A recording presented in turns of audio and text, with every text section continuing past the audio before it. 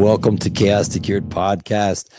We were debating on a topic today, and we're going to talk a little bit about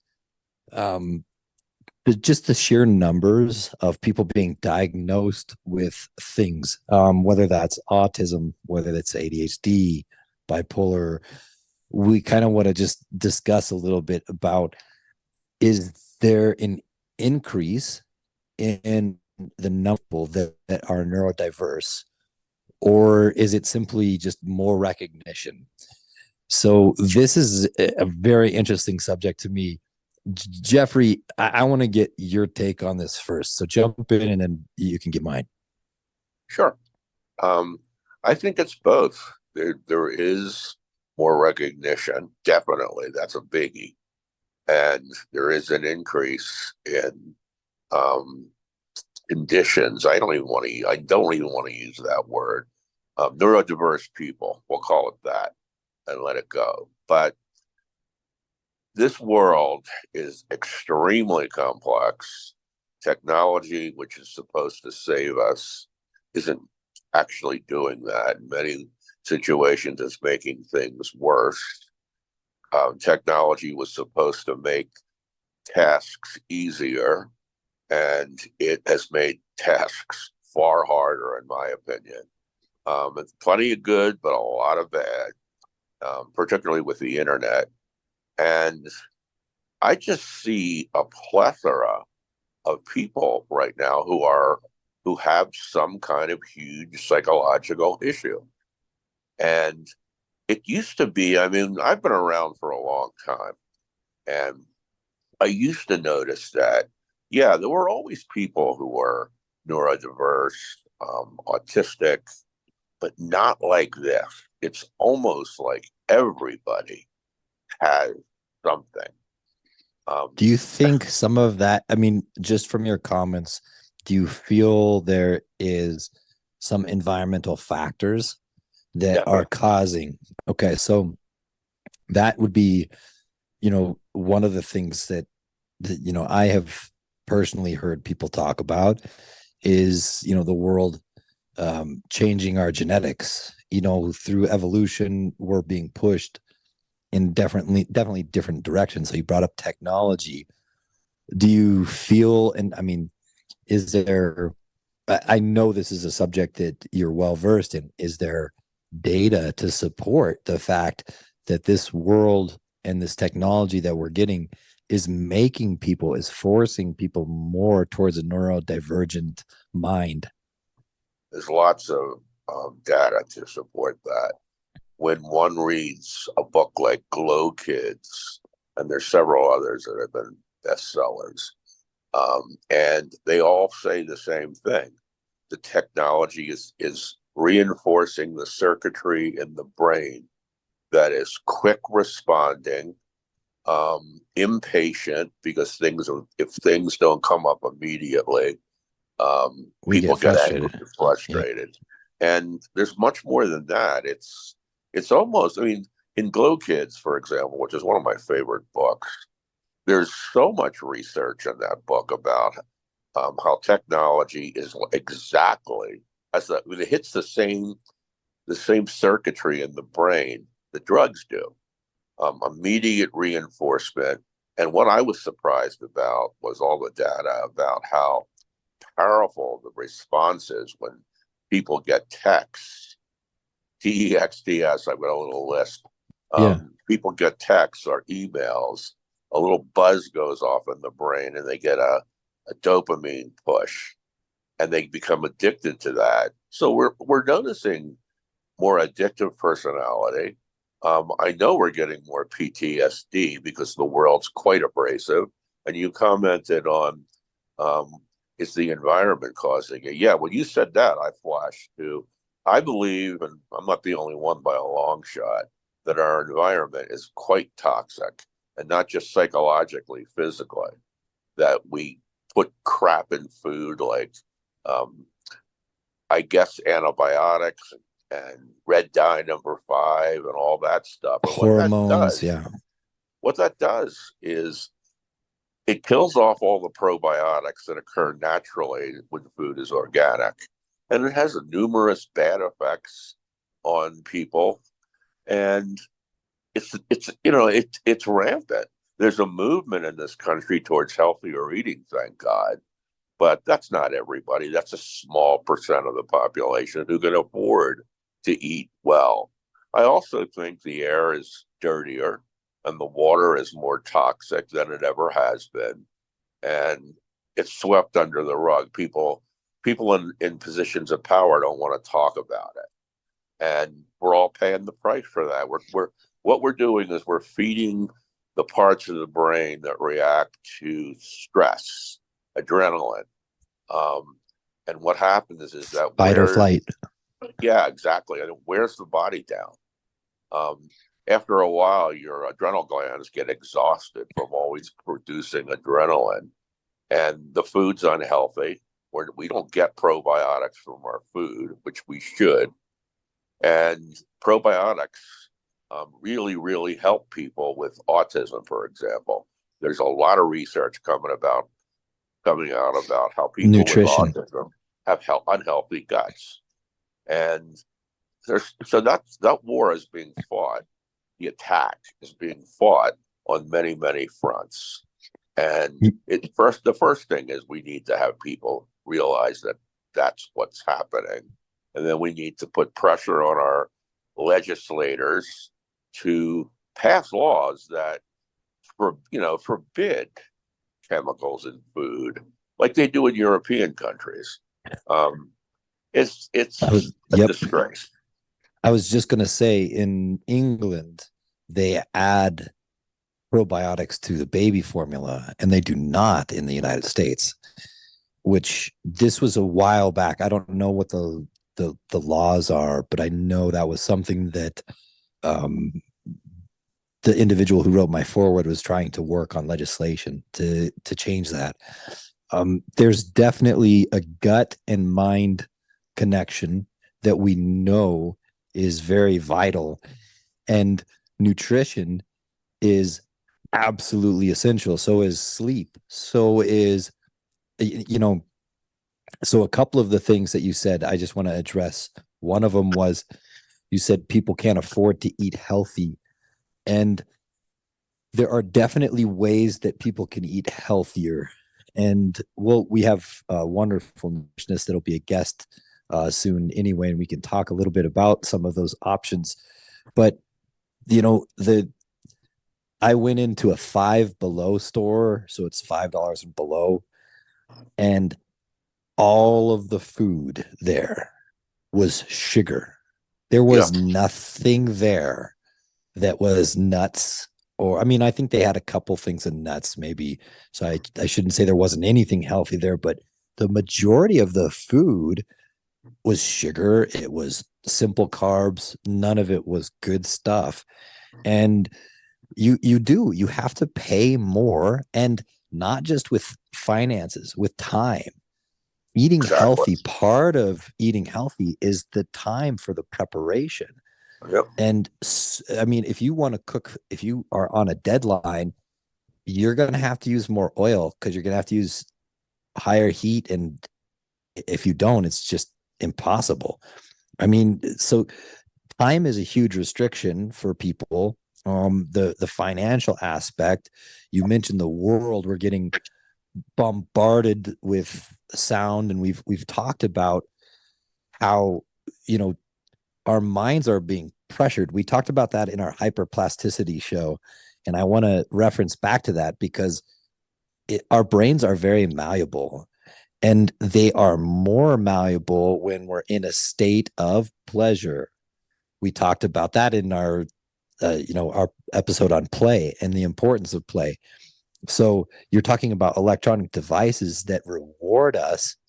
So we're always being gamified. Everything, if we get a reward from it, we learn faster. So our technology is actually drawing us faster towards, I think, a visual spatial mind than, we're getting no pushback on the linear and sequential side.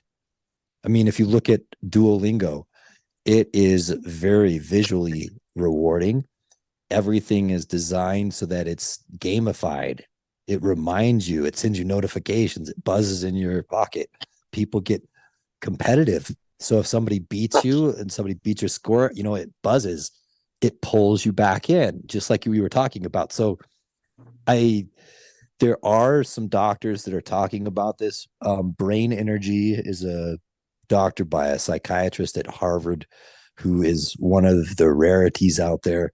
And he's really talking about nutrition, sleep, and, you know, he makes a very good point about mental health. If you look at all of the medications that they give for mental health, weight gain is one of the major side effects. So if your main side effect is weight gain, and we know weight gain and depression are kind of tied together, we know the gut health, and I mean, this stuff doesn't make sense. So there are problems that we're starting to see with the treatments. And we're also seeing, I think, a lot of, you know, back to our original topic, are we seeing more because there are more? I really believe we are seeing more. We are. I have been teaching for a very long time, and I have never seen more students that are neurodiverse. I've never worked with more clientele that has that need than now. It's just statistically observable.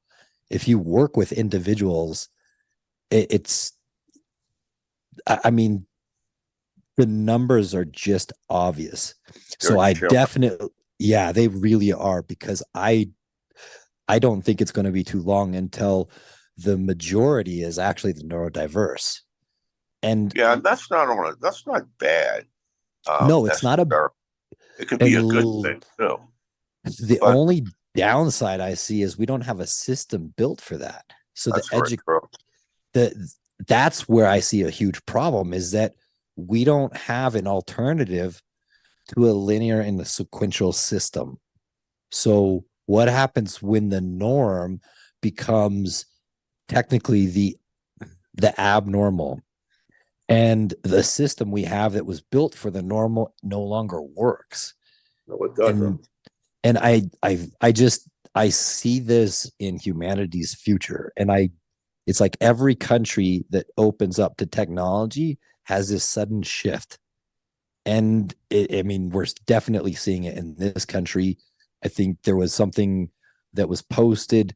I don't remember which CEO it was, but they were talking about how they're really disappointed with college or, you know, new grads. Yeah. And I mean, it was just today. That's a big statement for saying, listen, there's a problem with our education system.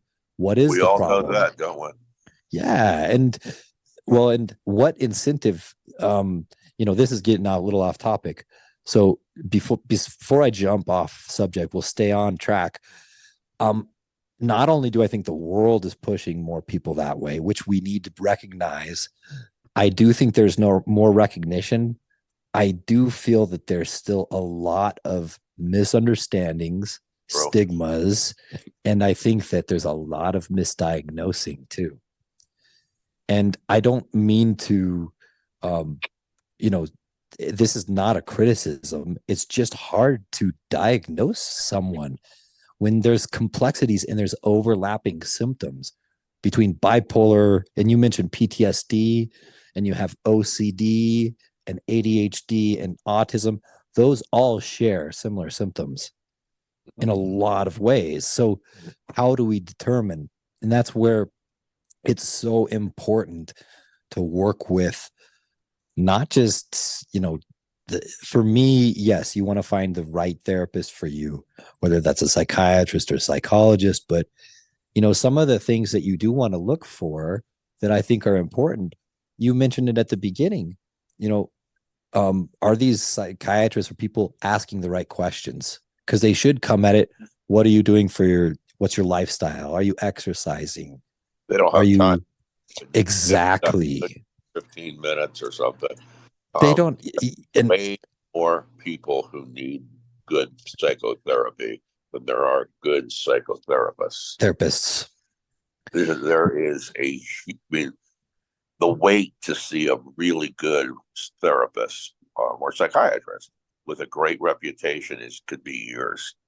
I can't find anyone to recommend clients to.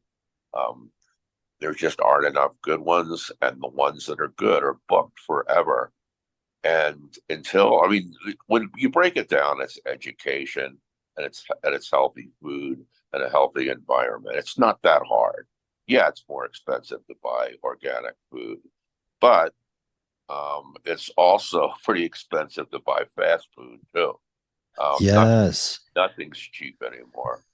So you might as well go with the healthy. But when you're miserable in so many aspects of your life, you tend to associate pleasure with sweet food and real tasty food that has a lot of crap in it.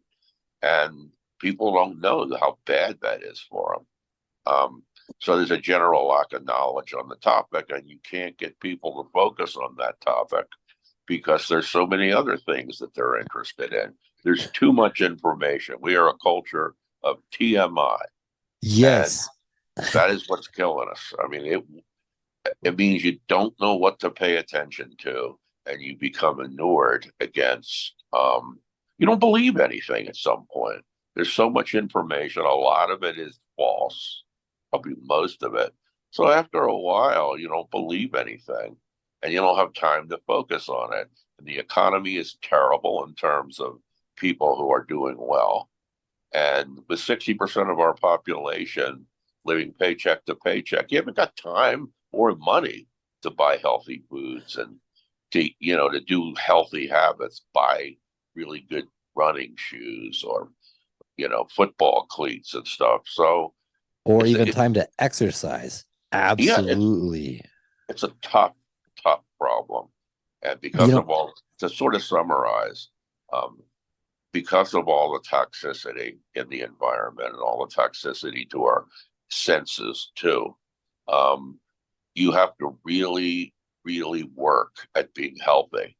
And most people don't have the energy or the time for that. But what they're going to find out, this is my last thought on the matter, is it's more expensive to ignore it than it is to work on making it better. Your second point was, I think, the most important thing people can remember is that when you're taking care of yourself, it's an investment in your future, and it's an investment in time. It's an investment in money. You save a lot of money by staying healthy. And, the other thing that I just wanted to address, you said we have a bunch of people that do need help, and they don't want just a fix, but they also want a quick fix.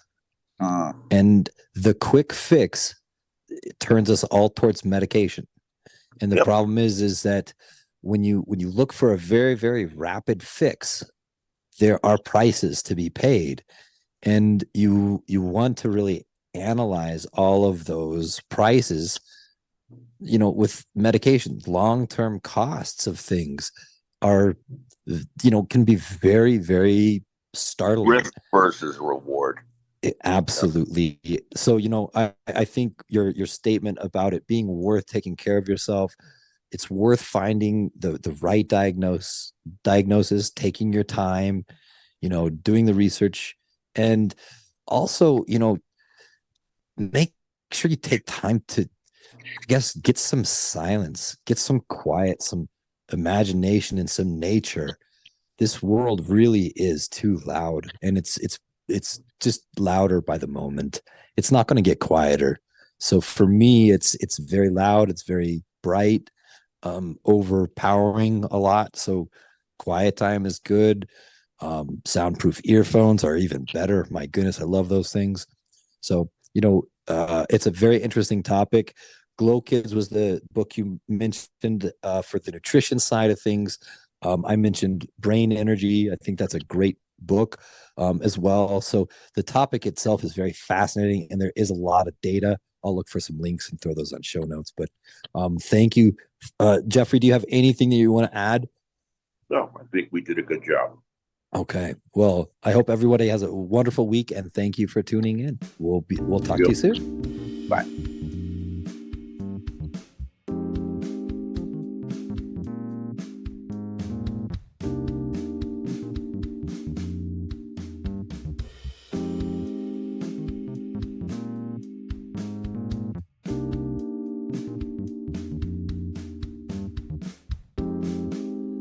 thank you so much for listening to Chaos2Cured podcast.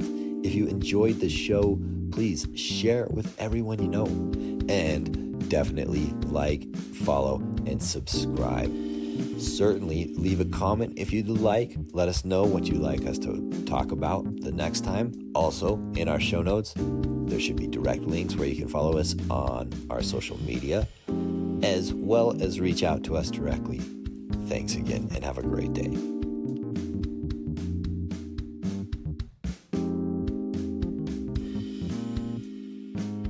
The views, thoughts, and opinions expressed on Chaos2Cured podcast are the speaker's own. All discussion is based on our own experiences. We do not and cannot guarantee the accuracy or completeness of any information. Chaos2Cured podcast cannot give medical or health advice. All discussion is based upon our personal experiences and meant for general and educational purposes. This podcast is not a substitute for professional help or for diagnostic purposes for yourself or another. Chaos2Cured podcast always encourages you to consult an appropriate professional.